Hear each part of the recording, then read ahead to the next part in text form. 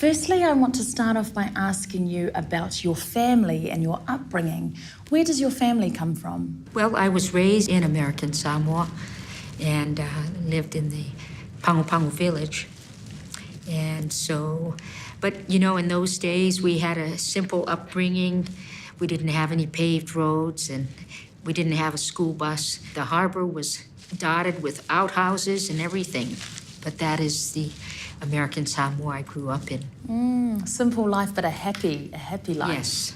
So that brings us to now, how you got into politics. Where did that start for you? Well, actually, my background is in psychology. I never really thought about getting into politics. I think it just evolved. But I do come from a family with kind of a legacy of public service. And my auntie, Mabel Reed, she was the first woman ever to be elected to the Fono, the legislative, the House side in American Samoa.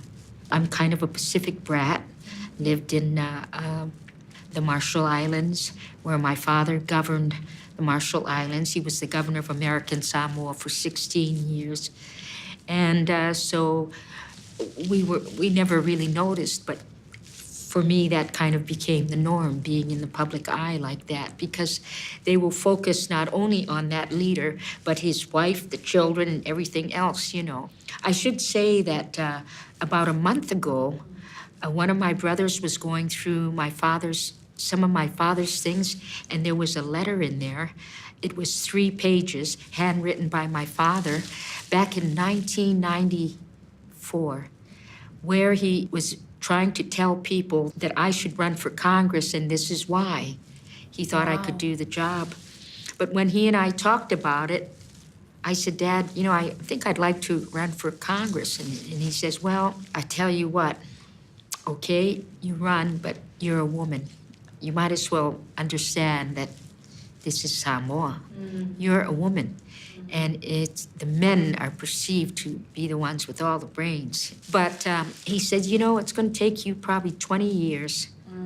And sure enough, it took me 22 years of running and losing. That's right. Constantly, And it was kind of a character building thing. That is my message, not only to the strong women here of Pacifica, but really to the young women in the region and everywhere, that's part of the reason that I ran, to provide shoulders for them to stand on. Because you have to pry that door. There has to be a first time to pry that door open. But the person who pries the door open may not be the one who walks through the door. That you are the first woman elected to the US House of Representatives from American Samoa. So tell me how you balance your American Samoan culture with politics. It's not that difficult. I'm very involved in the Samoa. I'm very osiainga, kausingu'u, ekalesia, and all of that. I like everybody to know that I'm a Samoan. And so what you see me wearing, this is what I wear on the U.S. House floor. There are 441 of us, and I'm the only one who looks different. And everybody knows. They may not know my name, but they know that flower and that pulatasi. Tell me about American Samoa and what some of the key issues you're facing at the moment. Economic development is at the top, because economic development is the engine that fuels everything else.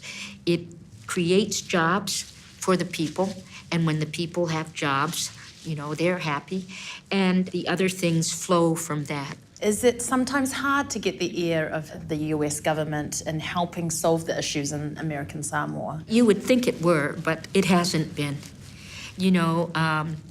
So the president has been in office for 13 months, and in all that time, I guess I've been with the president 9 times. And the White House is very accessible to us. You agree with his policies and the way his administration is run? I do agree with a lot of the things he does. Now, I can't apologize for the fact that he grew up in Queens, where they're belligerent and pugnacious. He's a New Yorker, But I think he's doing tremendous things for the United States. And it's going to pick itself up. I mean, Just in those 13 months, 3 million jobs have been created. And this tax cut thing, it's only now beginning to blossom, to see the results.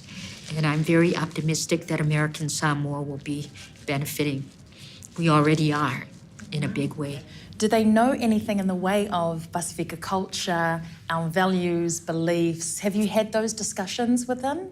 Well, I've had a chance to talk with Ivanka, his daughter. As a matter of fact, she did send me a note after Cyclone Gita hit us hard in American Samoa. And yes, the Trump administration is very attentive to the Pacific Islanders and Native Americans, you know. American Samoa exists next to, the sovereign state of Samoa. Could you see a time when American Samoa becomes independent? I often get the question, when are the two Samoans going to reunite? And I say, just as soon as Australia and New Zealand unite. Just as soon as Canada and the United States unite. The truth of the matter is, any politician who runs for office in American Samoa and were to advocate independence will lose badly at the polls. We actually like our relationship with the United States, and we're very proud of that relationship.